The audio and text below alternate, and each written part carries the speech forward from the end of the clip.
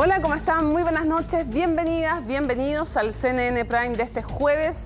El tema de las ISAPRES sigue en carpeta, por supuesto el tema de las elecciones del domingo sigue generando reacciones. Hay muchísimo que contarles, vamos de inmediato con los titulares.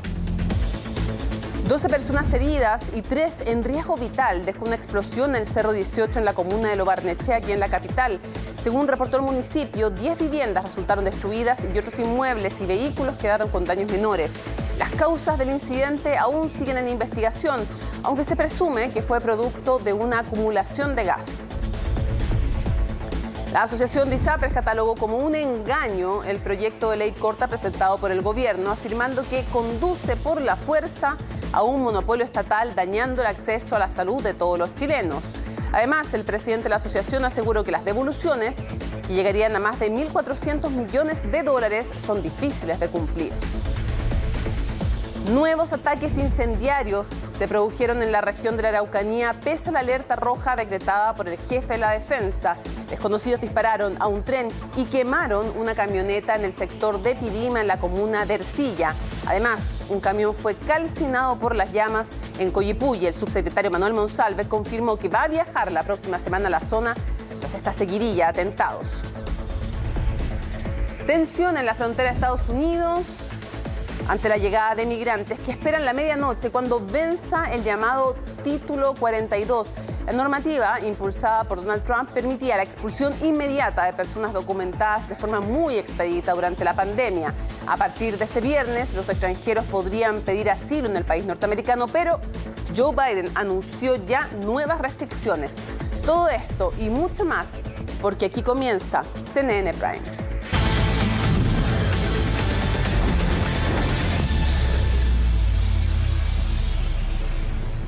En un hecho trágico, se lo anunciamos en titulares, al menos 12 personas lesionadas y 39 damnificados dejó una explosión en el Cerro 18, todo esto en la comuna de Lo Barnechea, aquí en la capital.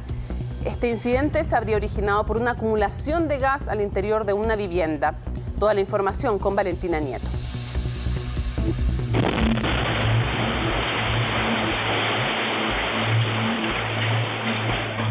Pensé que era un terremoto o un atentado. ¿Cómo estáis? Es impresionante cómo quedaron las casas. Estábamos ahí, mi hija justo se fueron al trabajo 10 minutos antes y no hubiera sido otra la cosa, pero yo pensaba que era terremoto o algo. Fue pasadas las 6 de la mañana que los vecinos del Cerro 18 de Lo Barnechea escucharon un fuerte estruendo. Sentí una explosión y de ahí quedó, pero lleno de polvo. Entonces ahí me di cuenta que me estaba sangrando y tratando de salvar a mi señora y mi hijo que me preocupaba porque estaba en la pieza del lado. Y cayó una cosa arriba de mi casa, en el ventanal cayó una cosa grande así, y acá abajo gritaban auxilio. Y yo con el salimos y con el amigo aquí sacamos a toda la gente. La desesperación entre los vecinos se sentía, y es que una fuerte explosión causada por acumulación de gas en una de las viviendas terminó con 4 casas completamente destruidas y al menos 39 personas damnificadas. Hay una gran cantidad de balones de gas que se extrajeron del lugar afectado. Entonces, lo más probable y lo que indica es que se trataría de una explosión producto de balones de gas. Ahora, el por qué se originó la explosión es algo que aún sigue siendo investigado. Lo que ya estaría descartado es que el incidente hubiese sido provocado por la presencia de pólvora en el lugar. La información que disponemos hasta ahora es que es una explosión de gas. Que no hay ningún elemento que permita sospechar que hay otra causa. Hubo personal del GOPE que verificó que efectivamente no hubiera ningún tipo de rastro de pólvora, sino que eso se descartó completamente. Explosión por gas que resultó con al menos 12 personas lesionadas. 13 terminaron con riesgo vital, entre ellas un matrimonio de adultos mayores que residían en la casa en donde ocurrió el hecho. Además, fueron 2 los menores de edad heridos. Una de las personas del matrimonio está en el Hospital Salvador y la otra está en la Clínica Los Andes.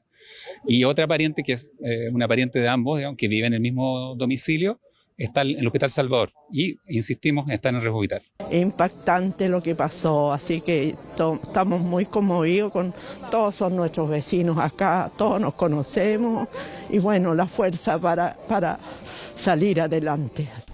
Violenta explosión por la que incluso una vecina permaneció atrapada por varias horas entre los escombros. Los esfuerzos estuvieron enfocados en evitar a toda costa el colapso de nuevas viviendas. Para quienes resultaron damnificados, el municipio habilitó un albergue ubicado en Avenida Lo Barnechea con Los Patos.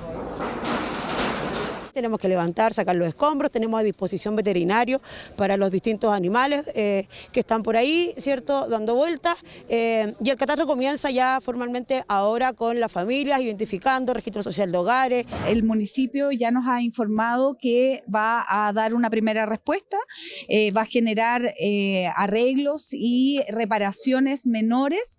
Estamos evaluando también las casas de emergencia. Lamentable hecho por el que los expertos llaman a tener precaución, sobre todo con el aumento del uso de gas durante la temporada de invierno. Hay olor a gas, inmediatamente ir, cortar, ¿no es cierto?, el lugar o la estufa o la cocina, cambiar la llave y posteriormente ventilar, ¿no es cierto?, y evacuar a donde corresponde y llamar, por supuesto, a los sistemas de emergencia que existen, bomberos, ambulancia, carabineros. Explosión en Lo Barnechea por la que el municipio continuará con el levantamiento de fichas FIDE, todo para dar una solución a las más de 39 personas que resultaron damnificadas.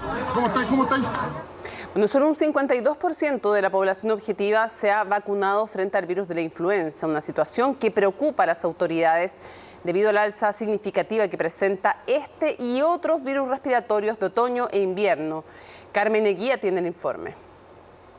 La verdad que los niños en el colegio últimamente se han contagiado mucho. En el colegio por los niños sé que les ha dado. Y dentro de mi equipo de trabajo hubo una persona con influenza. Es el virus que día a día aumenta sus casos en el país. Efectivamente hemos constatado que la circulación viral se ha adelantado respecto a la misma semana o al mismo periodo de tiempo que años anteriores, en particular como el año 2019. Cifras indican que mientras en la misma semana de 2019 habían 294 casos confirmados, este año la cifra por casos de influenza alcanza los 1.786, es decir, 1.492 casos más, un aumento significativo que se explica por lo siguiente. Nos ha llamado la atención el aumento de transmisión y de contagios que hemos tenido a nivel de pediátrico y también de adultos durante las últimas 2 semanas.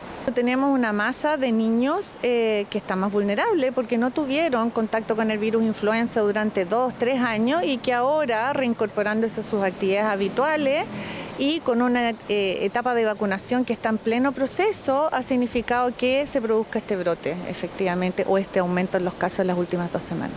Otro de los factores son los cambios de temperatura y la contaminación del aire, la que en varias regiones del país ha obligado a levantar alertas ambientales. Sin embargo, la clave, indican los expertos, está en la vacunación temprana. Salimos a recorrer centros de vacunación gratuitos, pero este fue el panorama.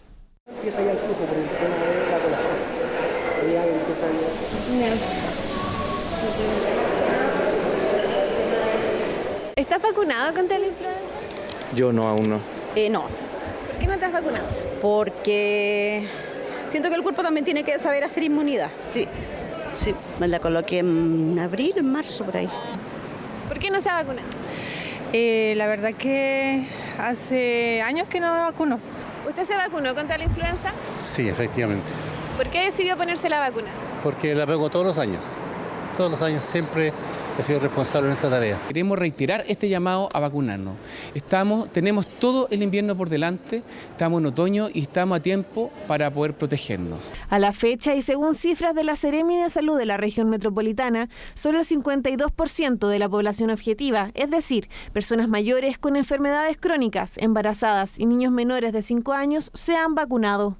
50-52% es un porcentaje bajo todavía, por lo tanto el llamado es a vacunarse y no solo por razones, como yo siempre digo, individuales de protección a uno, sino que mientras más nos vacunemos, protegemos más a la gente vulnerable que no puede hacerlo o que está más proclive a hacer una enfermedad grave por virus influenza.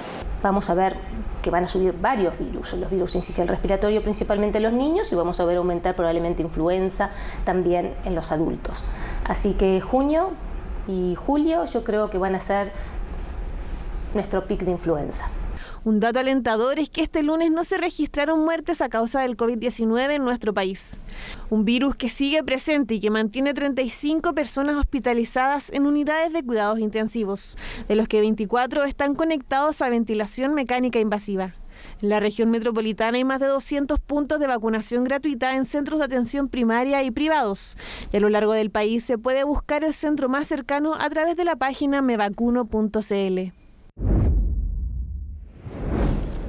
Estamos listos junto a Nicolás Paut para revisar una de las noticias de la jornada y que preocupa a muchas y a muchos, que es el tema de las ISAPRE. ¿Por qué preocupa a muchas y a muchos? No solo a los que se atienden en el sistema privado, sino que a los que se atienden en el sistema público, porque una cosa puede repercutir en la otra. Exactamente, Mónica. Muy buenas noches. Partamos inmediatamente viendo los fragmentos del que yo creo es el comunicado o mensaje más duro de algún gremio de nuestro país que tenga que ver con el sector económico, y sabemos que los gremios obviamente tienen como fin influir en el ámbito político.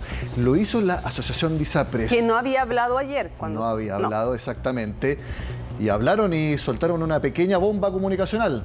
A ver. Aquí lo vemos en extracto. ¿Qué es lo que dice la Asociación de ISAPRES, presidida por Gonzalo Simón? La Corte Suprema mandató un ordenamiento y el proyecto que ha ingresado al Congreso es un engaño, se refiere a la ley corta que presentó el gobierno de Gabriel Boric. No tiene ninguna factibilidad para ser pagado y conduce por la fuerza a un monopolio estatal, dañando el acceso a la salud de todos los chilenos. ¿A qué se refiere que no hay factibilidad alguna?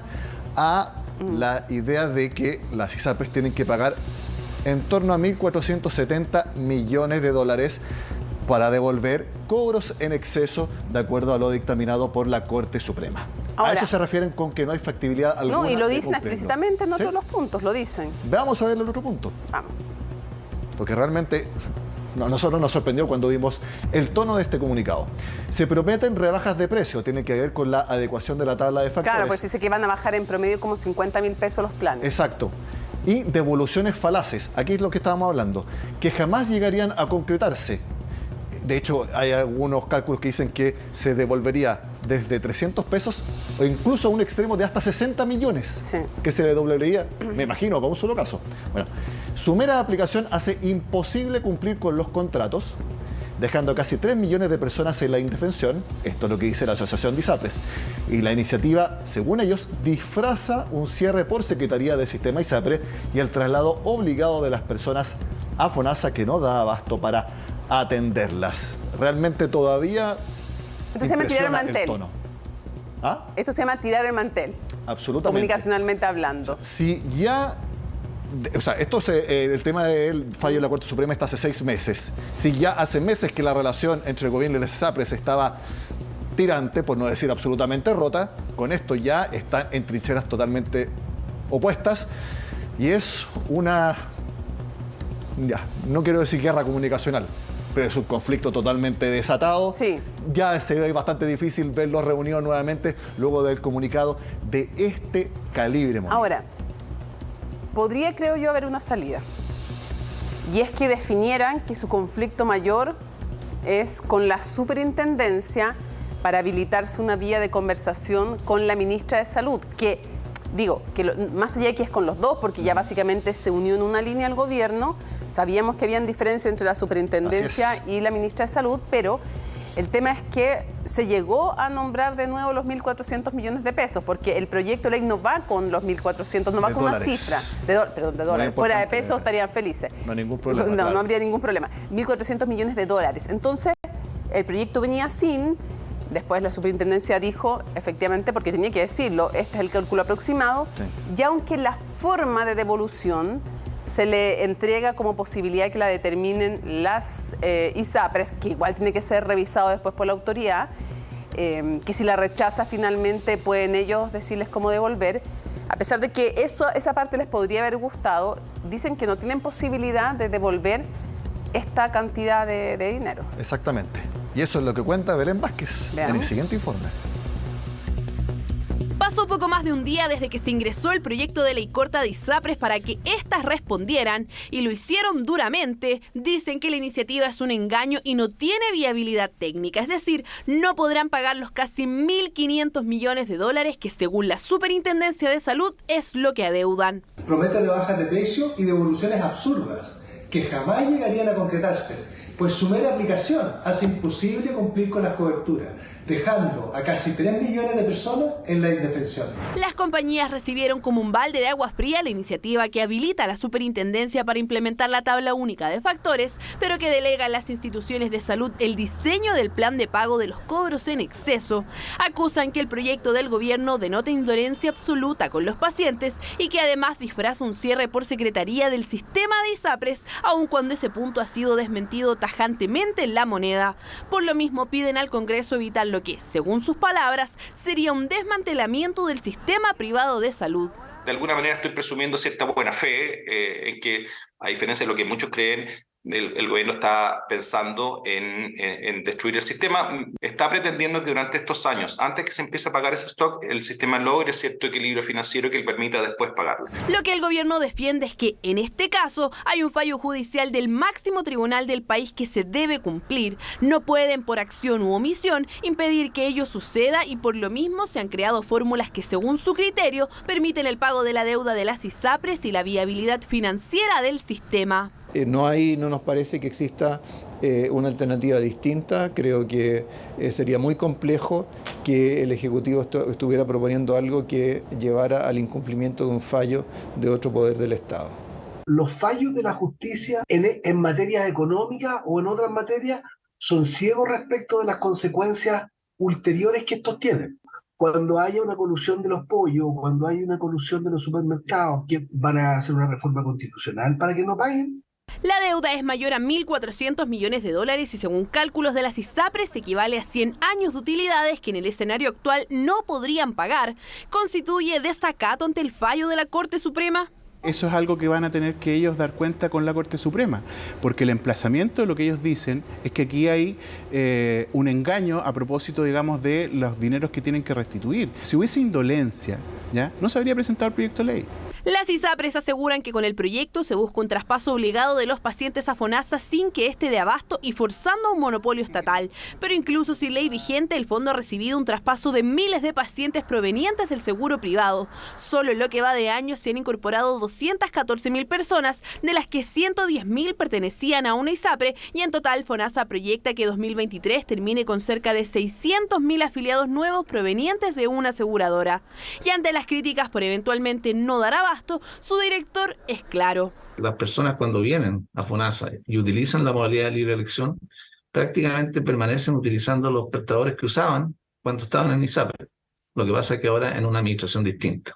¿Qué harán y qué quieren los usuarios en todo este nuevo escenario? Obviamente que me devuelvan la plata que pagaron en exceso. Sí sería buena la opción de cotizar en FONASA y además tener un plan complementario. Yo creo que si en el fondo fue plata mal cobrada por la ISAPRE, debería devolverse eso. Preferimos que no devuelvan, pero que no terminen la ISAPRE, porque no nos interesa pasar al sistema público porque está sobrecargado. La solicitud de prórroga que elevó la Superintendencia de Salud está ingresada a la Corte y la tercera sala se pronunciará este viernes respecto de su admisibilidad. Desglosemos lo que debería devolver cada ISAPRE. Cruz Blanca, 350 millones de dólares. Colmena, 305. Banmédica, 280 millones. Consalud, 251. Nueva Más Vida, 112 millones. Vida 3, 94 millones, que son las ISAPRES abiertas y las más conocidas. El punto es, si es que tuvieran que devolverla de una, imposible. Si tuvieran que devolverla en 12 cuotas, tampoco. Ahí simplemente no hay forma de que tengan ese dinero, van a quiebra, colapsa el sistema. Ya lo hemos visto, que es lo que sucedería no solamente financieramente, sino que también para el sistema de salud de nuestro país.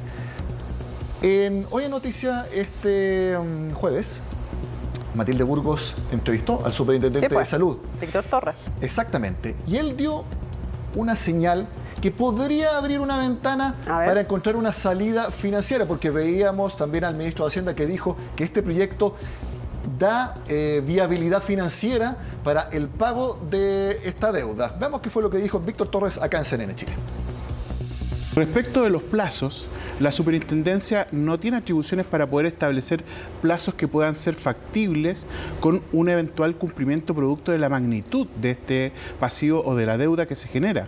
Entonces, la voluntad detrás de este proyecto de ley es poder otorgar mejores condiciones de cumplimiento del fallo. La idea de este proyecto de ley, primero, es que las ISAPRES puedan, en virtud de su propia capacidad de pago, establecer un plan que va a ser evaluado por una comisión asesora de la superintendencia que va a coadyuvar con la función de la superintendencia de tal manera que pueda ser lo más objetivo posible. Claramente la evaluación que se haga también va a impedir que puedan existir situaciones que puedan llegar a ser complejas respecto de los plazos. Ya, muy importante lo que dice Víctor Torres. No hay plazos máximos ni plazos fijos. Es decir, podría... ¿Años? ¿Años? ¿20 años? Bueno, ojo, 15 años. ¿Y ojo con una por cosa. qué? Un ejemplo. Deuda subordinada. Sí, ¿tú sabes? Te iba a decir justamente la banca. ¿Cuánto tuvo que pagar el Banco de Chile porque el Estado lo rescató el año 83 en la crisis completa que tuvo la banca en nuestro país? El Estado intervino el Banco de Chile. Tenía que pagar 56 millones de UF. Eso al tipo de cambio de hoy... Ay, lo tenía acá, ya, no me quiero carrilar con una cifra. Pero 56 mucho. millones de UF. Muchísimo. El Banco de Chile se demoró 36 sí, años en pagarla. Te iba a decir si fueron décadas. 36 años. La pregunta es, ¿se podría llegar a un escenario de ese tipo? Según las declaraciones de Víctor Torres, sí. O sea, si no hay plazo máximo... Mira, empecemos por explicar que 6 meses tienen para plantear el plan. 6 meses más la autoridad para que se los revise. Después tienen 30 días para volver con una propuesta, después 30 días para que se la contesten. ¿A qué voy yo? Que si solo el plan, en el fondo, solo el plan podría demorarse un año, no sería raro que estuviéramos hablando de años respecto a las propuestas de pago. Exacto. Ahora, siempre que la Corte Suprema acepte la prórroga que pidió la superintendencia, ya me enredo un poco, la Superintendencia de Salud pidió la prórroga. Pero espérate, hay un problema, sí, con lo que tú dices. Yo detecto un problema, porque otra de las cosas que dice la ley de ISAPRES, la ley corta de ISAPRES, ¿ya? La ley corta de ISAPRES, es que no se pueden retirar ganancias mientras no esté pagado esta deuda. Bueno, así fue la deuda subordinada. Ya, pues, está bien, pero eso mismo hace que le genere un rechazo a los dueños de las ISAPRES esa posibilidad. Exacto. Entonces, porque además es distinto, es distinto el rescate, porque no le están poniendo plata, eso voy yo. Hay una diferencia con la deuda subordinada, porque no le están poniendo plata, no le están poniendo capital, le están aplazando la deuda. Entonces, me parece que hay una diferencia entre una cosa y otra, y además la deuda es de otra envergadura, estamos hablando de otra cosa. Y hay cambios financieros totales, si no se intervenía la banca, el país colapsaba completamente, no solamente acá el sistema de salud. Pero el punto es el tema de los plazos. No hay límite, entonces podría darse una situación si es que dentro de la ISAPRES logran un plan financiero viable que les permita eso y también que los accionistas tengan la intención de inyectar el capital y logren un plan al respecto. Bueno, eso es el tema netamente financiero, pero aquí también hay un tema político, hay un tema también de postura de cada uno de nosotros respecto a las ISAPRES y preguntas también que son de difícil respuesta, porque aquí hay algo claro, no se va a dejar a todos contentos. De hecho, lo más probable es que todos queden enojados, porque la pregunta es, Mónica,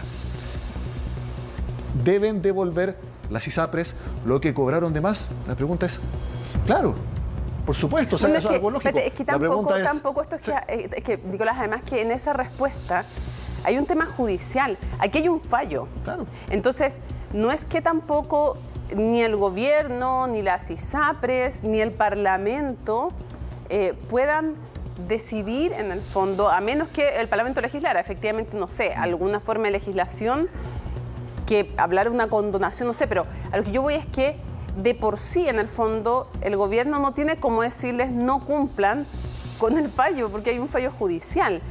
Otra cosa es que podría verse como una vuelta por el lado, en el fondo, de ver cómo se calculan. O sea, podrían haber diferencias en cómo se calculan esos excesos. Exacto. Pero por eso la pregunta es, ¿tienen que devolver lo cobrado en exceso? Claro. Hay que hacer un cobro que haga que todo el sistema de seguros privados de salud quiebre prácticamente al mismo tiempo. Yo creo que la respuesta es no, porque eso produce problemas enormes para millones de personas y eso ya prácticamente también es una opinión transversal. Entonces, aquí el dilema es enorme, la solución no está. O sea, porque también hay una responsabilidad. Por algo también, en estos 6 meses, aquí el gobierno tampoco dio una solución. Yo creo que acá el gobierno, tal como tú dijiste con los plazos, buscó una forma de aplazar la definición. Hay un tema. Acaba de sacar el Ministerio de Salud un comunicado respondiendo a las ISAPRES. Yo lo que quiero decirte antes de leer el comunicado es que este es un tema complejo. Hay un fallo. Dificilísimo. También hay una responsabilidad de las propias ISAPRES que, sabiendo que no podían cobrar lo que estaban cobrando, lo cobraron. Hay una responsabilidad del Parlamento, tampoco que miren para el lado. ¿En qué sentido? En que la Corte Suprema le dijo hace años que tenían que legislar en el tema y no lo hicieron. O sea, los gobiernos ambos, de Sebastián Piñera y Michelle Bachelet, dejaron el problema sin solución. Y el Parlamento hasta también. Que explotó, el Parlamento también. Entonces, por eso digo yo, y otra cosa también. Y las ISAPRES también. Entonces, veamos el comunicado del gobierno. Lamentamos el tenor de las declaraciones de la Asociación de ISAPRES. El gobierno ha mostrado su permanente disposición al diálogo con todos los actores y ha desarrollado un trabajo abierto y transparente para encontrar la mejor solución que permita dar cumplimiento al fallo de la excelentísima Corte Suprema. Las ISAPRES estuvieron invitadas a participar y presentar sus propuestas. La Constitución obliga al Ejecutivo a acatar los fallos sin poder modificarlos. En este sentido, el proyecto de ley presentado recientemente al Congreso tiene por objetivo crear el marco jurídico necesario para que la Superintendencia de Salud pueda dar cumplimiento a los resultados por la excelentísima Corte Suprema. La propuesta reconoce el impacto de la jurisprudencia del sistema de salud. Por ello, establece la gradualidad en la implementación de los distintos elementos del fallo, permitiendo la aplicación de la reducción de la cotización de salud de las personas y estableciendo un procedimiento para las devoluciones de los cobros en exceso. Asimismo, asegura la continuidad del acceso a las atenciones de salud de los beneficiarios del sistema privado. Eso ya podría ser más discutible, no sé si las asegura, no sé si el proyecto de por sí las asegura, y podríamos discutirlo, y moderniza FONASA, lo que se traduce en la protección de las personas y la estabilidad del sistema. Lo que corresponde ahora es continuar la discusión en el Congreso con altura de miras y voluntad, tal como lo han expresado los parlamentarios y otros actores claves. Invitamos a la Asociación de ISAPRES a sumar propuestas a este proceso. Bueno, el tema es tan complejo también porque si hay que acatar un fallo, entonces, ¿para qué se necesita un proyecto de ley? Estoy en desacuerdo, porque de hecho se mandata de parte de la Corte Suprema a que el gobierno ayude a la implementación y eso requiere un proyecto de ley. Es que ahí está el marco, la implementación. ¿Qué margen de acción hay dentro de la implementación? Por eso digo que no es un solo proyecto de ley que podría haber sido, hay varias posibilidades. De hecho, pueden haber discusiones respecto al monto, Lo otro también importante, el plazo también. Y también se va a discutir si es una buena idea o no dejarles retirar utilidades mientras no pagan los excesos, que tiene, en algún momento tiene lógica. Y otro punto importante, no solamente es los casi 1.500 millones de dólares, porque son más de 1.400 que tienen que devolver por lo cobrado en exceso. La misma aplicación de la tabla de factores reduce en aproximadamente 10% los ingresos mensuales futuros. Entonces, también por ese lado está complicado la viabilidad financiera para las ISAPRES. El punto es que, y tú lo dijiste, el tema es muy difícil. Es súper difícil. No hay una solución. No es tan fácil. Bueno, pero para eso el Parlamento también, ¿no? Para eso el Parlamento, y debiera ahí también producirse un diálogo. Me parece que tiene que producirse un diálogo de cómo puede hacerse esto de buena manera. Y lo otro, nosotros tuvimos aquí a la ministra, hemos conversado también con el superintendente y con otras autoridades del gobierno, y el compromiso de ellos fue, si caen las ISAPRES, se les va a garantizar a las personas la misma cobertura. ¿Cómo van a hacer eso? Porque misma cobertura también, igual calidad, igual misma tiempo. Cobertura es misma cobertura. Esas fueron las palabras. Hay puras preguntas. Hay otras preguntas, pocas respuestas, y ojalá que haya voluntad de diálogo para salir de este problema, porque es complicado, y sabiendo que tienen una responsabilidad las ISAPRES y el sistema en su conjunto también. Absolutamente.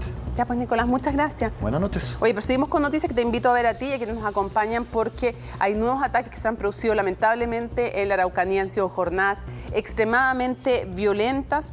De hecho, este jueves hubo una sesión especial de la Comisión de Inteligencia del Estado en Temuco, mientras que el gobierno además confirmó que el subsecretario del Interior, Manuel Monsalve, va a ir la próxima semana a la zona. Ha habido una seguidilla de ataques, una seguidilla de atentados, hay muchísima preocupación, se decretó de parte de la Defensa Nacional alerta roja en la zona y de ello nos cuenta Macarena Román.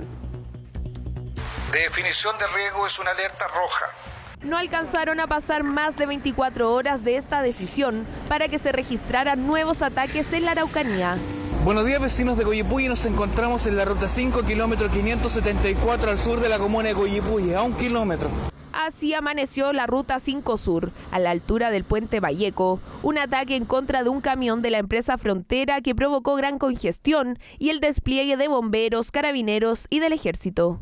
Le pido a la ministra, al Estado, que se haga presente acá en la comuna de Coyipulli, tanto en Valleco como en la región. Nos estamos empobreciendo por estos hechos que pasan el día a día. Pero eso no fue lo único. Durante la noche de este miércoles, un grupo indeterminado de sujetos quemó una camioneta en la línea férrea de Nercilla, específicamente en el sector de Pidima. En el lugar dispararon contra uno de los vagones del tren. Pocas horas antes, en el Fundo Centenario, se registró otro ataque con armas de fuego. Hay que decir además que estos hechos ocurren como respuesta a una serie de acciones que el Estado toma en la zona. Es que algunos de los lienzos encontrados tras los ataques dejan en evidencia esto. Alude al traslado desde la cárcel de Angol de 6 comuneros mapuches, decisión que se tomó después de lo sucedido este domingo, cuando 3 gendarmes fueron retenidos durante horas por la suspensión de visitas de familiares en el recinto.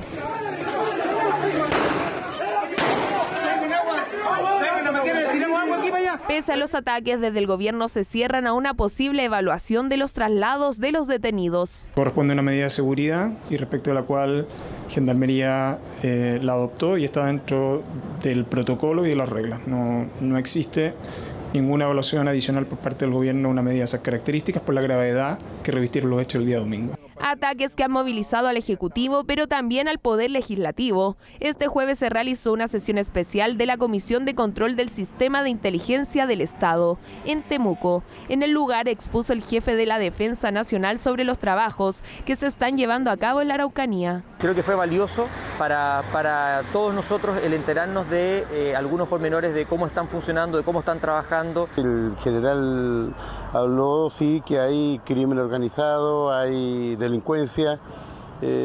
Jamás nos habló así y eso es un hecho muy importante, nos habló de terrorismo. Tiene que ir de la mano no solamente a través de un despliegue del ejército, sino que a través de herramientas operativas, pero también, vuelvo a insistir, de inteligencia, y respecto a la ley de inteligencia estamos muy atrasados. Pero no todos los integrantes de la comisión asistieron. Se ausentaron de la instancia los diputados Miguel Mellado, Tomás de Rementería, Álvaro Carter y Jorge Brito. De estos dos últimos no recibimos respuesta por su inasistencia antes del cierre de la nota. Porque estaba acá en Santiago.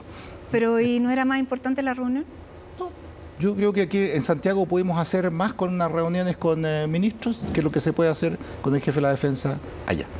Ya, pero el tema de inteligencia, ¿qué le planteó el ministro? ¿Con quién se reunió acá?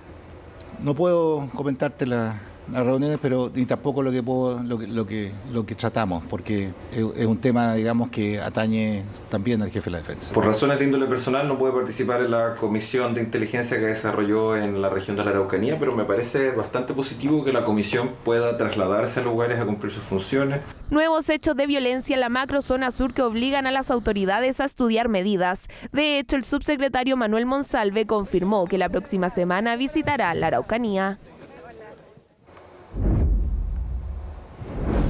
Vamos a otras materias. Los partidos oficialistas intercambiaron sus primeras evaluaciones sobre la derrota del 7 de mayo tras una reunión en Cerro Castillo con el presidente Gabriel Boric. El mandatario llamó nuevamente a la unidad y a ampliar las bases de apoyo en el Congreso para impulsar las reformas claves del gobierno. La nota es de Estefanía Bustamante. Un análisis pausado para asimilar aciertos y errores tras la derrota eleccionaria y cómo seguir con la vista frente al programa de gobierno fueron los temas que abordó el oficialismo en Cerro Castillo, donde los partidos intercambiaron sus primeras evaluaciones. Fue un resultado fuerte, difícil, una derrota importante. Es relevante que hagamos una autocrítica, un análisis. Nosotros seguimos como fuerzas progresistas en un 38% de la ciudadanía. Tenemos que avanzar hacia una sola coalición de gobierno, sobre todo después de los resultados del domingo, del auge de la extrema derecha. Se necesita la mayor unidad. Venimos contentos porque aprobamos Royal. En una tramitación liderada por los ministros de Hacienda y SECPRES, que retrasó 2 horas el inicio del cónclave, pero que marcó un precedente sobre el objetivo de la moneda, incidir lo que más se pueda con proyectos base del Ejecutivo. Hay que dar mucho más batalla de ideas, dar más argumentación, estar más cerca de las comunidades, para que, conociendo nuestras propuestas, puedan, digamos, hacer opción por esto. Fue el presidente Gabriel Boric quien abrió el análisis, dando paso a la autocrítica que cada partido hizo internamente en jornadas previas. Allí se habría reconocido la derrota, pero también la convicción por el camino programático. La conversación rondó en cómo avanzar, cómo poder concretar. No se trata ni de radicalizar ni moderar nuestra agenda, sino que de pasar a concretar la agenda. Estamos hablando de un gobierno comprometido con iniciativas concretas y el mandato, insisto, que tenemos es promover el diálogo con todos, con todas y todos, porque efectivamente necesitamos construir mayorías en el Congreso Nacional para avanzar en estos cambios. Mayorías que podrían construirse con la democracia cristiana, que desde su vereda ha respaldado iniciativas del gobierno en el Congreso. Una estrategia que se reforzaría, eso sí, manteniendo a la DC separada de las coaliciones oficialistas. La señal que entrega el domingo a la ciudadanía es que no hay que moderar el programa de gobierno, de que esto no significa irse hacia el centro, sino que hay que empujar con más fuerza las transformaciones. Yo creo que todos hemos aprendido de los resultados y hemos tomado en consideración lo que el pueblo de Chile nos ha dicho, con una mayoría sustancial para el Partido Republicano, y por tanto un llamado de advertencia a que trabajemos en conjunto desde las dos coaliciones. Extender los acuerdos también con la denominada derecha democrática es parte de la estrategia que esta semana funcionó en las votaciones del salario mínimo y el royalty minero, y que el oficialismo espera extender a reformas base como la tributaria y la de pensiones. Tendrán que sufrir algunos cambios probablemente, y yo creo que esos cambios van a ser un poco en la misma dirección que el royalty. Partimos con una expectativa mucho mayor, no va a ser todo lo que se esperaba, pero para eso son los acuerdos. Aquí hay ciertos temas que son transversales y que requieren de un acuerdo nacional, por ejemplo en pensiones o en reforma tributaria. Por eso que yo creo que es una muy mala noticia que hayan sectores que estén votando en contra, por ejemplo, el salario mínimo. Votos del Partido Republicano, que se impuso en las elecciones y está lejos de acercar posiciones con el Ejecutivo, mientras que en el Consejo Constitucional el mandato del oficialismo será disputar los espacios con el camino cuesta arriba. La Moneda presentó el proyecto de ley de inteligencia económica contra el delito, que va a buscar perseguir la llamada ruta del dinero para tratar de desbaratar las redes financieras de distintas bandas criminales. La ministra del Interior, Carolina Toá, aseguró que la iniciativa tiene varios apoyos en el Congreso y que va a ser discutida la próxima semana. La nota es de Francisca Cárdenas. La delincuencia va mutando y cada vez hay más elaboración y más recursos. El crimen organizado es una realidad y las estrategias para combatirlo deben actualizarse. Precisamente fortalecer a las instituciones que persiguen la ruta del dinero generado en actividades ilícitas, perseguir la corrupción funcionaria y afectar el patrimonio de las bandas delictuales son los principales objetivos del proyecto de ley de inteligencia económica presentado este jueves por La Moneda. El crimen organizado es una actividad económica, ilegal pero económica. Lo que hace es mover dinero, buscar dinero. Y este proyecto ataca al corazón de esa parte. Pero además hay otras líneas, por ejemplo, prevenir y atacar la corrupción que suele provocar el crimen organizado. Donde entra el crimen organizado llega a las instituciones, a las policías, llega a la judicatura, se mete en las municipalidades, se mete en los parlamentos. Iniciativa que es parte de los 10 ejes de la política nacional contra el crimen organizado y que apunta a desbaratar sus redes económicas, dada la manera en que trabajan distintas bandas criminales con gran poder adquisitivo y que logran afectar la capacidad de reacción del Estado. Y es que actualmente en nuestro país las instituciones no tienen la capacidad de levantar alerta sobre estos delitos. Para eso se crearán unidades de inteligencia en coordinación con el Ejecutivo. No basta simplemente con obtener dinero de una actividad ilícita, sino que para poder disponer de ese dinero luego tiene que circular por alguna parte de la economía. Entonces es posible ponerle generar un cortocircuito, interrumpir ese flujo de dinero, por ejemplo, a través de la interrupción del uso de transacciones electrónicas por parte de una persona que está participando en esa actividad sospechosa. Antecedentes que se trabajarán en las unidades de inteligencias que se crearán en instituciones como aduanas y el Servicio de Impuestos Internos. Se exigirá además la iniciación de actividades para las importaciones masivas, las que se pueden hacer a través de personas naturales, como una forma de seguir el dinero y enfrentar el comercio ilegal. En nuestro país, los organismos encargados de efectuar persecución siguiendo las rutas del dinero y por lo tanto haciendo inteligencia financiera tienen muy pocas atribuciones. Toda la normativa que implique dotar de mayores recursos, de mayores herramientas y efectivamente conseguir la posibilidad de hacer inteligencia financiera para combatir los delitos, por supuesto que es bienvenida. Un proyecto que se pondrá la próxima semana en discusión y que incluirá requisitos a quienes ejerzan el control de bancos, instituciones financieras y otras entidades fiscalizadas por la Comisión para el Mercado Financiero para que ninguna persona acusada o condenada en Chile por delitos relacionados al lavado de activos, financiamiento de terrorismo u otros pueda ejercer cargos en estas entidades. Si queremos desbaratar el crimen organizado,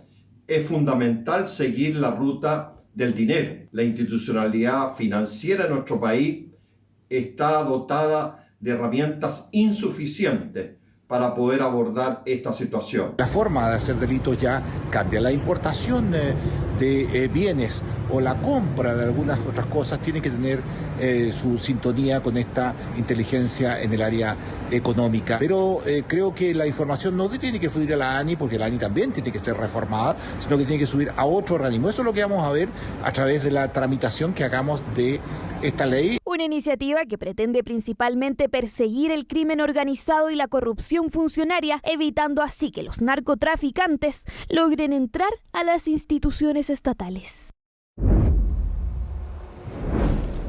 2 días estuvieron reunidos en un hotel en Casablanca los 22 consejeros del Partido Republicano y la directiva de la colectividad, una instancia donde definieron cuál va a ser el rol que van a jugar al escribir una nueva propuesta de constitución. Asesoramiento de exconvencionales y defensa del Estado subsidiario son parte de la hoja de ruta del partido. El informe es de Paul Follert. Ordenados en 2 filas, así se presentaban los 22 consejeros representantes del Partido Republicano, orden que esperan mantener en el nuevo proceso constitucional. Ese fue uno de los objetivos de la hoja de ruta que comenzó a trazar la colectividad durante su hermético encuentro de 2 días en Casablanca. Porque tal como aseguran sus dirigentes, estar en el Senado con un representante será distinto a tener 22 integrantes en el Consejo. Posibles disputas, roces o fraccionamiento es parte de lo que se quiere evitar. Entre ellos algunos se conocían, otros no. Por lo mismo, ya que se viene una jornada de trabajo de 5 meses seguidos, era importante que se conocieran entre ellos. Tuvimos capacitaciones, formación muy profunda. Porque el objetivo que nos planteamos se cumplió plenamente. Y este era conocernos los 22 consejeros. 22 y no 23, porque a poco andar del encuentro el partido sufrió la primera baja del bloque. Aldo Sangüesa, consejero electo en la región del Biobío, renunció al partido tras los cuestionamientos por una denuncia de abuso sexual en 2019, un caso que tuvo una salida alternativa. No seguirá militando en Republicanos, pero confirmó que asumirá como consejero independiente. Eso sí, desde el partido no descartaron trabajar en conjunto. ¿Las puertas van a estar abiertas? No es algo que dependa de nosotros y los consejeros en su momento tendrán la oportunidad de analizarlo. El partido tendrá además un comité que asesorará a los consejeros, integrado por exconvencionales como Marcela Cubillos, Rocío Cantoarias, Martina Raud y Ruth Hurtado. Espacio que además serviría como una conexión con Chile Vamos, ya que varios de ellos son ex militantes de esa coalición. Medidas que buscan evitar la tensión entre la coalición de derecha y republicanos. La pelota está al lado de ellos, no se la lleven para la casa y ahora vamos a ver si efectivamente están preparados para gobernar. Yo creo que ese es el desafío que tienen ellos. Creemos que es importante que también las alianzas y las coordinaciones se den al interior del mismo consejo y no necesariamente a nivel de partidos. Mientras Republicanos desarrollaba su segunda jornada de capacitación, a más de 80 kilómetros de Casablanca, la expresidenta Michelle Bachelet enviaba un mensaje a los futuros consejeros, uno que encontró respuesta entre los republicanos. Lo que yo quiero hacer aquí es un llamado más bien a que todos aquellos electos estén a la altura de lo que se necesita, ¿no? Y que esta constitución que salga pueda fortalecer y profundizar la democracia. La presidenta Bachelet y todas las personas que quieran opinar respecto del futuro proceso y el debate propiamente tal, tienen que tener siempre a la vista aquellos que quieren que resulte de que tenemos que poner el foco precisamente en las ideas que son recogidas transversalmente. El bloque republicano, ahora con 22 integrantes, se prepara para el inicio del Consejo, para el cual ya han conformado un comité de instalación. Proceso que también ha despertado dudas respecto de cómo terminará. Si no resulta, bueno, ahí veremos qué hacemos. El Día de la Madre este año se da en un contexto complejo para la economía de las familias en nuestro país. Es por eso que el comercio prevé que las ventas no van a ser como en los años anteriores, cuando mayo era el segundo mejor mes para el rubro. María Luisa Carrión con el informe. Este es el sorteo, estos son los premios que se estarán dando. Las argollas de oro, un conjunto de plata con sus aros y un conjunto de perla mallorca con su pulsera. ¿Quiénes pueden participar? Todos los que quieran, simplemente deben seguir los pasos. Esta es una de las estrategias que buscó esta joyería ubicada en Santiago Centro para tratar de aumentar sus ventas de cara al Día de la Madre. Las compras presenciales no han resultado como quisieran, mejor les ha ido, nos cuentan por redes sociales. Realmente están un poco más bajas las ventas, pero igualmente algo se hace. Gracias a Dios nos conocen bastante por la página de Instagram y le hemos dado como esa confianza a los clientes y hacemos envíos a regiones. Y acá dentro de Santiago también hacemos entregas a domicilio. Históricamente, el Día de la Madre es la segunda fecha del calendario que impulsa las ventas del comercio. En primer lugar está Navidad, que concentra el 12% de las ventas del año, y le sigue mayo con el 9% del total. ¿Qué ocurre en esta oportunidad? Se ha visto bastante la diferencia entre años anteriores y ha bajado bastante las ventas en comparación a otros años. Así que esperemos que estos 2-3 días que quedan repunten las ventas, porque contamos con eso. Como todo buen chileno, siempre andamos comprando todos los regalos a última hora. Confiemos que esta vez también sea igual, para que se repunten algo las ventas. Yo creo que sí. Yo creo que a la última hora siempre sale más gente a comprar. Yo creo que el día viernes, el día sábado, todavía podemos avanzar. Confían entonces en lo que pueda suceder este viernes y sábado. Señalan incluso que las elecciones del fin de semana pasado pudieron influir en algo en las bajas ventas. En lo que sí hay claridad es que no está sobre la mesa el mismo presupuesto de años anteriores. La gente busca en este momento precios más baratos, o sea, como que la gente ya no está mirando como lo que cuesta el paquete o el regalo, sino que busca un presente. Y esto también lo confirman quienes encontramos cotizando algún regalo para su mamá o la madre de sus hijos. Hay coincidencia en que este año los regalos serán más austeros. Bajó mucho el presupuesto de estos años, del año pasado a este. Pero igual siempre hay que tener algo. Bueno, sí, efectivamente. El nivel de endeudamiento igual es alto, pero bueno, se nos viene el Día de la Madre, igual hay que hacerle un presente a la mamá de nuestros hijos. Ofertas hay y hay que buscarlas si quiere ahorrarse algunos pesitos. Las expectativas del comercio no son muy alentadoras, se sitúan más bien en el rango medio sin ser tan optimistas. Hemos venido viendo en los últimos meses de una evidente desaceleración del consumo, junto con que todavía enfrentamos bases de comparación alta. Es de esperar de que veamos una caída en torno al 10 al 15% respecto al año pasado en el mes de mayo. Entonces, si bien se va a ver un crecimiento con respecto a abril, dada la importancia que tiene este mes, seguiremos viendo caídas anuales en la tónica de lo que hemos visto en los últimos meses. Con todo, las secciones con más venta en esta época son vestuario, calzado, artículos electrónicos y belleza y cuidado personal. Lo que podemos esperar es que los consumidores van a cambiar sus patrones de consumo, probablemente van a consumir menos, probablemente van a consumir menos a crédito, dadas las altas tasas de interés. Probablemente van a consumir productos un poco más económicos. Entonces, en ese sentido, sí debiéramos esperar una caída del consumo con respecto a lo que era en años anteriores. Sector comercio que todo indica podría haberse golpeado en uno de los meses más importantes del año para el rubro, pero que de todos modos centra sus esperanzas en los últimos días que quedan de cara al Día de la Madre. Bueno, y hay noticias respecto al caso de la Municipalidad de Santiago que se querelló contra los 3 tasadores de la ex clínica Sierra Bella. La acción judicial fue presentada hoy ante el 7º Juzgado de Garantía de Santiago por la administración de Iracy Hasler. La querella va dirigida en contra de Milena Cárcamo, Patricio Gajardo, María José Sepúlveda y quienes resultan responsables por los delitos de estafa y falsificación de instrumento privado. Estos habrían participado, de hecho, participaron del proceso de elaboración de los informes que establecieron valores superiores a los 8.000 millones de pesos respecto al inmueble y además valores muy parecidos en las 3 tasaciones entre sí. El documento también señala que de ser correcto el informe de Contraloría que acusó un precio injustificado del recinto y que las tasaciones no estaban bien hechas, entonces sostiene la querella, los querellados habrían faltado a la verdad en sus informes de tasación y por lo tanto a raíz de aquello es la querella.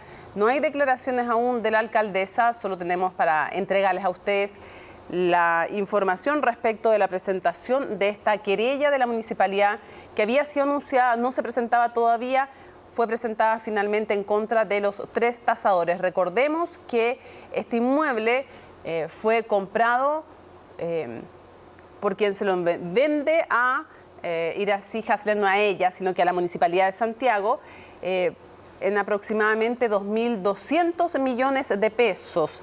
Y luego, entonces, después de aquello, es vendido a la Municipalidad de Santiago, o intentado vender porque todo eso quedó paralizado, en más de 8.000 millones de pesos, después de estas 3 tasaciones que se realizan. Y por lo tanto, entonces, ahí está parte de la controversia entre los dueños todavía actuales, porque está todavía su nombre. Felipe Sánchez estuvo con nosotros en CNN Chile, dijo que la alcaldesa fue quien dirigió el proceso de negociación. La alcaldesa dice que se basaron en las tasaciones, se querellan entonces en contra de los tasadores y vamos a ver en qué sigue aquello después del informe de Contraloría y también del proceso judicial que se lleva adelante.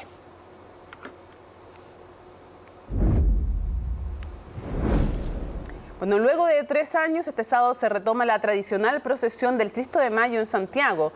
Los peregrinos van a iniciar el recorrido en la iglesia de San Agustín hasta llegar a la Plaza de Armas. Un acto que con el tiempo trascendió lo religioso y que recuerda el mito popular que asocia la figura con terremotos y tragedias. Ángela Rayman reportó el tema y este es su informe. Fue un 13 de mayo del año 1647 que un devastador terremoto con epicentro en la capital habría transformado en ripio y polvo al menos un 75% de las construcciones de la época. En ese entonces, en el templo de San Agustín, la única pared que quedó intacta a pesar del fuerte sismo fue la que sostenía el llamado Cristo de Mayo. Afirmado con solo un clavo en su mano derecha, la estructura tallada en madera de naranjo se convertiría en una de las mayores figuras religiosas de los santiaguinos. Aquella noche sacaron la imagen de Cristo de Mayo a la Plaza de Armas. Desde entonces, todos los 13 de mayo se hacen procesión junto con la municipalidad, ciudadanos, santiaguinos y santiaguinas salen a identificarse con el Señor de la agonía, quien salvó a esta ciudad de sus penas en el tiempo de terremoto. 3 oraciones de un credo habría durado el sismo que presuntamente tuvo una escala de 8.5 grados Richter. Desde entonces, en mito, certeza o casualidad, cada vez que se ha cancelado la procesión del Cristo de Mayo, han surgido los terremotos más destructivos del país. Así pasó en 1959, 1984 y 2009. Al año siguiente, movimientos telúricos han azotado nuestro país. La corona de espinas en el cuello de la figura también se ha convertido en un signo de creencias. Por los movimientos del terremoto, la corona de espina que estaba en la cabeza se bajó al cuello. Y esto es un signo que humanamente nadie puede explicar. Dicen que cuando levantan o intentan levantar la corona que está en el cuello del Cristo, se produce algún movimiento telúrico. Un temblor, no gran temblor, porque hay un movimiento raro. Luego del terremoto que habría dejado la ciudad en el suelo, los párrocos del templo le habrían solicitado a Catalina de los Ríos Silisperger, conocida como la Quintrala, que cuidara al Cristo en su terreno. Sin embargo, la mujer poco después habría decidido abandonar la figura en las calles de Santiago. El que esculpió la estatua fue Fray Pedro de Figueroa, un fraile agustino, y se la dio a la Quintrala. y llegó a su casa y estuvo bastante tiempo allí. Ella había estado tratando mal a unos esclavos y que al volver a la casa miró al Cristo y no le gustó la cara del Cristo y dijo: yo no admito que hombres me miren con mala cara en mi casa. Y lo echó. Sea como sea que hayan ocurrido los hechos, finalmente el aristócrata, en el hecho de su muerte, dejó pactado en su testamento gran parte de su fortuna para la fiesta del Santo Cristo que se celebra el 13 de mayo de cada año. En la iglesia de San Agustín aún conservan muros con las grietas de 1647. A pesar de que las ceremonias se han realizado de forma virtual, la procesión del Cristo de Mayo no se realiza hace 3 años por motivos de la pandemia. Actividad que se retomará este sábado 13. Somos varias personas cristianas que vamos a estar en la procesión. Con sacrificio, hija, porque tenemos a veces un problema de cadera, qué sé yo, pero Dios nos ayuda, nos levanta. Bueno, la historia nos dice que han pasado. El año que no se sacó a Cristo hubo terremoto. La fe hace mucho. No creo, porque creo que Dios es más poderoso y Él solamente sabe. Por mucho que prediquen y digan o predijan terremoto, para mí solamente Dios sabe, nada más. Es representativo de la fe de la ciudad de Santiago, porque en todas partes existen santos patronos, aquí en Chile muchos más, la Santísima Virgen también, pero aquí en Santiago pareciera que lo que más encarna lo que es la tradición religiosa santiaguina es el Cristo de Mayo, y es por eso que tiene devoción hasta el día de hoy. A partir de las 4 de la tarde comenzará la ceremonia en la iglesia de San Agustín. Desde el templo los fieles caminarán por la calle Estado hasta llegar a la Plaza de Armas. La procesión de vuelta a la sede del Cristo de la Agonía culminará con una misa a las 5:30 de la tarde. Tradición religiosa que cuenta con más de un cuarto de siglo de historia y un mito que sigue vivo y presente en la cultura popular hasta nuestros días. Estamos listos para revisar las informaciones internacionales junto a Isel Guerra. ¿Con qué partimos, Isel? ¿Cómo estás, Mónica? Vamos a comenzar en la frontera de Estados Unidos y México. Mucha expectación y tensión. Exactamente, estamos a solo horas de que finalice este decreto, el título 42, que fue aplicado con Donald Trump en 2020 y que justamente su vigencia termina este día a la medianoche. Y ya lo hemos conversado en otras oportunidades, la cantidad de migrantes que han llegado hasta ese lugar, hasta diferentes puntos en realidad de la frontera de México con Estados Unidos a puertas de que finalice este decreto, y eso ha generado una serie de imágenes en la frontera con, por ejemplo, lugares abarrotados, centros de migrantes abarrotados, las calles también con algunos de ellos durmiendo justamente a la intemperie. Es parte de la imagen que queda de esta crisis migratoria que se está creciendo aquí en Estados Unidos cuando hay dudas sobre todo de los emigrantes que han llegado hasta ese lugar, que según el gobierno estadounidense serían unos 150.000 en diferentes puntos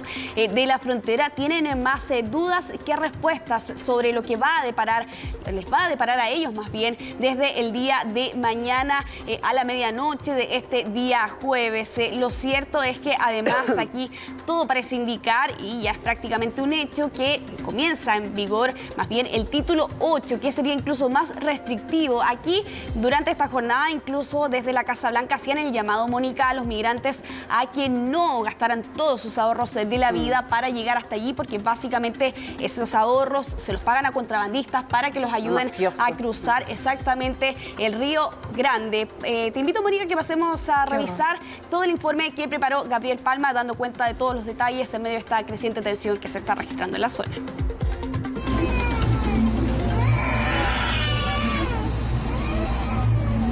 Algunos llevan solo horas, otros ya varios días. Miles de estos migrantes pasan los minutos entre la incertidumbre y la confusión.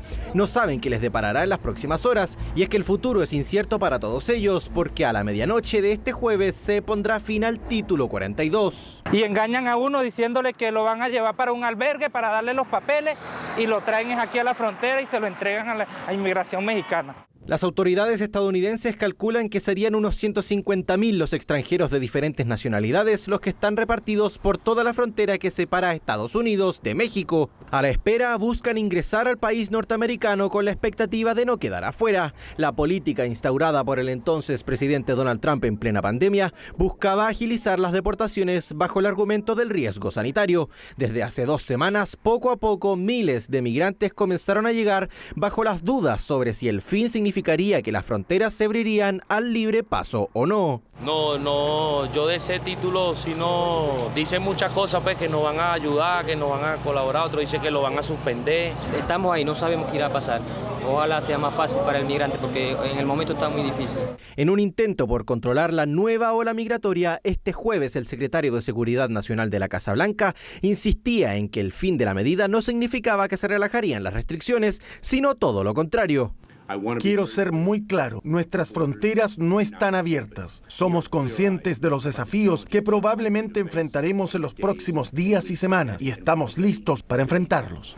Pero entonces, ¿qué pasará con los ciudadanos migrantes que intenten ingresar a Estados Unidos desde la medianoche de este jueves? La respuesta es solo una, al menos por ahora, y también es un título, el título 8. ¿Qué ocurriría en el caso de alguien que ingresa de manera irregular? A quienes se les rechace el ingreso y sean deportados, no podrán entrar a Estados Unidos por 5 años, y si lo intentan y son sorprendidos, podrían terminar en la cárcel. Se busca tener otra medida que sustituya al título 42 y que no sea el 8, pero cualquiera que esta sea, va a ser una medida de contención restrictiva. Y mientras miles de migrantes esperaban este jueves, otros ya eran deportados a sus países de origen. Fue muy degradante, humillativo, porque lo humillan a uno mucho, lo tratan a uno como perro ya.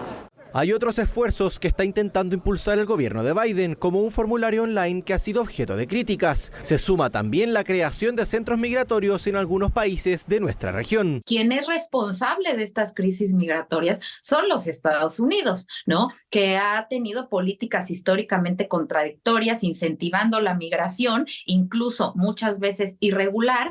México, nación que con el tiempo se ha convertido en un tercer país seguro, aboga por tender lazos entre Estados Unidos y los gobiernos de los países de los que emigran estas personas. ¿Qué tienen que hacer los del gobierno de Estados Unidos? Buscar arreglos en Venezuela, en Cuba, en todos los países. ¿Cómo se va a poder mantener la armonía si se tienen diferencias, si hay confrontación con los vecinos? Esta crisis se ha instalado en el debate político. Distintos estados han impulsado nuevas medidas para hacer frente a la creciente inmigración en el país, como en Florida, cuyo gobernador Ron DeSantis aprobó una ley que prohíbe el transporte de inmigrantes indocumentados. En Florida se quiere que las empresas contraten a inmigrantes legales. Nosotros queremos que respeten la ley, no inmigrantes ilegales. Una vez que tengamos ese tipo de norma en nuestra sociedad, creo que estaremos mucho mejor. Trump no se ha quedado atrás con críticas al actual ejecutivo. Tendremos millones de personas tratando de ingresar a nuestro país a un nivel jamás antes visto. Cualquiera que desee esto está destruyendo nuestro país.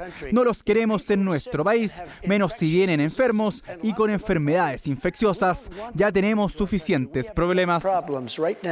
En las últimas horas de vigencia del título 42, miles de ciudadanos indocumentados están varados en medio de un mar de inseguridad que se lleva extendiendo años en la frontera entre México y Estados Unidos. Bueno, Mónica, la verdad es que es súper crítica la situación que se está enfrentando en la frontera ya desde hace varios días atrás, pero la pregunta que queda aquí es ¿qué podemos esperar para los próximos días?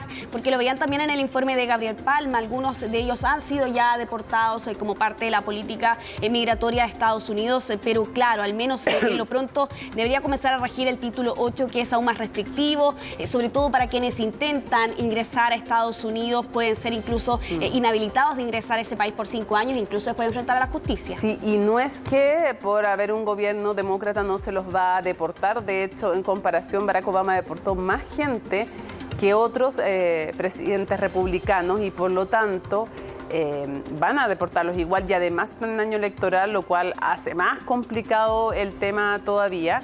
Y por eso las advertencias también de Joe Biden. Lo más terrible de todo esto es cómo hay delincuentes que lucran con el dolor de estas personas y les prometen cosas que después no les van a cumplir. Exactamente, a quienes arriesgan no solo sus ahorros, sino que también sus vidas, y lo hemos visto también en casos, por ejemplo, de camiones donde son instalados estos migrantes y algunos de esos casos dramáticos han terminado en la muerte de esas personas. Niñitos también. Exactamente, y también es parte del drama humano que se está viviendo en la frontera. Vamos a seguir pendientes a cómo se va a desarrollar esta situación el día de mañana, Mónica, pero vamos a cambiar completamente de tema para hablar de una acusación que ha lanzado Estados Estados Unidos contra Sudáfrica, donde aquí el embajador del país norteamericano ha apuntado a Pretoria de que supuestamente le proporcionó armas a Rusia, un país que supuestamente también es no alineado. Y estas declaraciones han llamado bastante la atención por ser un diplomático quien las realiza.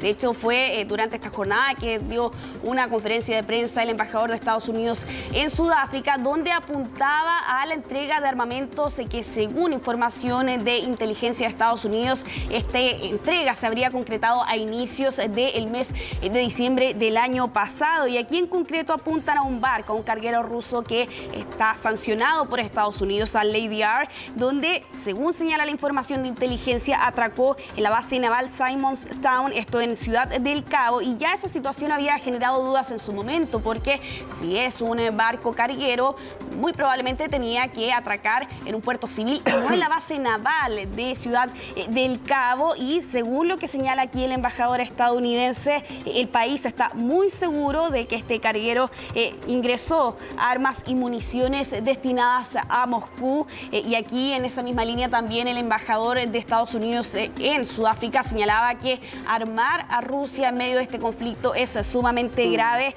Claro, aquí hay que tener en cuenta que la política de no alineación se pone en duda, pero... Sí, pues ese es el punto también. Exactamente, pero también hay que considerar que Sudáfrica es parte de los BRICS. Eso te iba a decir. De hecho, justamente durante este año se va a llevar a cabo. Brasil, Rusia, India, China y Sudáfrica, estas economías emergentes. Bueno, la verdad es que eran otros tiempos para Brasil también y para varios de esos países, pero las potencias emergentes que tienen una relación entre ellos. Sí, y sin ir más lejos, durante este año, en febrero, se llevó a cabo también un ejercicio militar entre Rusia, China y Sudáfrica, que ya en su momento generó una serie de dudas y de suspicacias, y ahora se ve alimentado aún más con esta denuncia que realiza Estados Unidos contra Sudáfrica. Desde el gobierno sudafricano han señalado que son acusaciones sumamente graves, aunque sin embargo quien es el mandatario de ese país no descartó ni confirmó esta denuncia. Sí señaló que se tiene que llevar a cabo una investigación. Eso también llamó la atención, pero señalaban desde el gobierno sudafricano que se busca realizar una investigación ante las denuncias que realiza Estados Unidos. Vamos a cambiar completamente de tema ahora para hablar de Twitter y de un anuncio que realizó Elon Musk durante esta jornada, que todo parece indicar Elon Musk. Pareciera que va a cumplir su promesa. No sé si tú recordarás una encuesta que realizó hace algunos meses atrás, donde él preguntaba a los usuarios de Twitter si consideraban que debía estar a cargo todavía como director ejecutivo de la red social. Y para algunos no es una sorpresa, pero ganó el sí, que ya no debía continuar al mando de la red social. Y pese a que en un momento dijo que iba a dejar el cargo, posteriormente se retractó, luego en febrero nuevamente dijo que estaba buscando a un nuevo CEO. Durante esta jornada finalmente confirmó que ya tiene un nombre, aunque no lo reveló. Sí dijo que lo podríamos ver en las próximas semanas. Se trataría de una mujer que no reveló el nombre, pero que ya en las próximas semanas debería hacerse con el mando de la red social.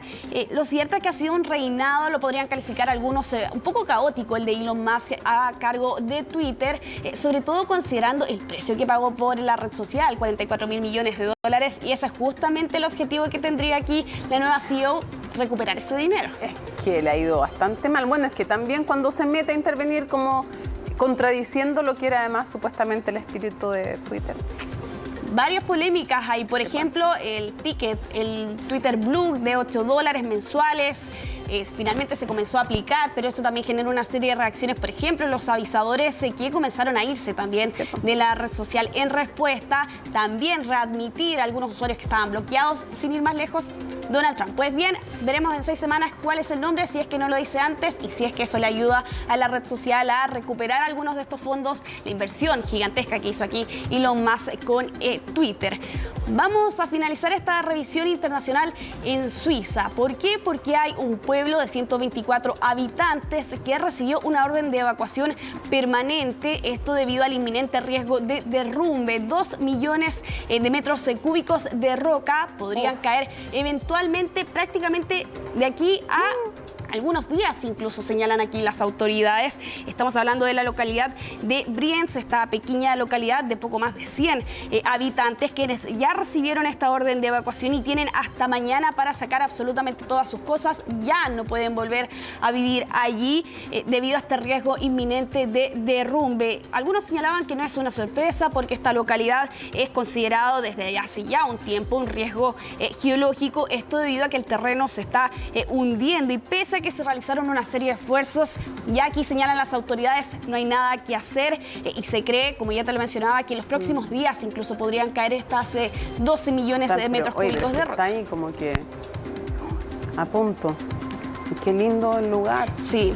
Una lamentable situación también para los habitantes de esta pequeña localidad, que van a ser reubicados pero temporalmente, y eso también abre las dudas sobre cuál va a ser finalmente el lugar donde se van a poder asentar, pero esto tendría una explicación respecto del calentamiento global, esto porque los glaciares se encogen, también se reduce el permafrost y eso hace que en definitiva el terreno empiece a ceder. Esa sería la explicación detrás de esta situación. Pucha. Triste, porque es como de, no sé, es como de cuento, es como una postal así, parece casi de mentira, pero en fin. Triste, una de las consecuencias del calentamiento global. Muchas gracias. Conocida por todos como una mujer fantástica, la actriz chilena Daniela Vega vuelve a la pantalla grande con Run Over, una película que fusiona acción, humor, suspenso y drama, y que ya recibió elogios de parte de la crítica durante su debut en el Festival Internacional de Cine de Santiago. De ello nos cuenta Emilio Sen. In our country, the lights are turned on at an early age.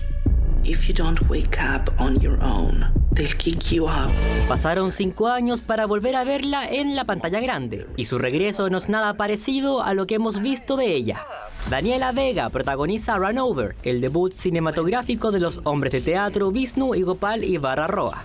El filme llega a las salas chilenas tras un exitoso paso por el Festival de Cine de Santiago, donde recibió elogios de parte de la crítica por su ambiciosa propuesta. Cuando leí el guión, la primera versión del guión, yo dije, estos cabros se volvieron locos, o sea, necesitamos $1 millón para hacer esto.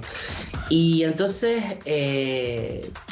definimos que íbamos a buscar la forma de hacerlo caminable, de hacer que ese río que decidimos cruzar, que pudiese ser navegable. ¿Hasta cuándo, por Dios? Papá, es mi cumpleaños. Un accidente automovilístico que entrelaza 3 historias completamente diferentes. La historia se desarrolla en un Chile mundano y diverso, donde personajes de distintas clases sociales, edades y realidades se enfrentan a la muerte. Todo condensado en un recorrido cargado de acción, humor, tragedia e incluso poesía, que no supera los 60 minutos. Claramente la enseñanza y el aprendizaje de nosotros como artistas en el teatro creo que nos sirvió mucho para lograr generar guión, desde el guión hacer algo poderoso, hacer algo bien contundente en cuanto a la idea entretenida, para poder entretener a la gente. La idea de sublimar estas posiciones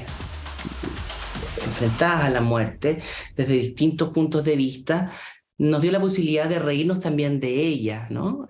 Porque el exceso de tragedia se transforma en comedia. Grimanesa Jiménez, Hugo Medina, Francisco Dañoveitia y Alejandro Rivas completan el elenco principal de Run Over, una apuesta que se presenta como una pieza única en el catálogo del cine chileno, con influencias de clásicos del cine hollywoodense, pero que a la vez captura la identidad nacional. No quiero como así que la gente espere algo, quiero que en realidad se vacíe de los prejuicios que se tienen con el cine chileno. Creo que se empieza a llenar ahora, cuando uno vacía el vaso de agua y se empieza a llenar el agua, lo empieza a llenar de otro cine chileno nuevo. No tengan miedo de poner el pie del acelerador y recorrer este camino. No tengan miedo, vamos al cine. Hay una cosa pícara, hay una cosa, ¿cómo decirlo? Hay un condimento ahí, ¿no? Licor. Y también es una peli que además de la reflexión se pueden también grabar sellos al agua en el papel, y eso es lo que la invitación que hacemos. Así es el desenfrenado retorno de una actriz que hizo historia en el cine de Chile y el mundo, y que promete mostrarnos una faceta hasta ahora desconocida con Run Over, ahora en cines. Yo soy Daniela Vega y estoy muy contenta de poder volver a reencontrarnos y compartir el verbo de ahora para adelante. Así que aprieten el acelerador y nos vemos en el cine. Chao. Tremenda, Daniela Vega. Por supuesto que vamos a ir al cine a ver, aquí en el equipo de CNN Chile, a ver esta película. Bueno, termina CNN Prime, viene CNN Tiempo y luego el imperdible de los jueves con Matilde Burgos, CNN Íntimo. Va a estar conversando con una tremenda nadadora, una tremenda mujer, Bárbara Hernández, así que no se lo pierdan después, apenas después de CNN Tiempo. Jueves 11 de mayo, así estuvo nuestro país y el mundo. Somos CNN Chile. Buenas noches.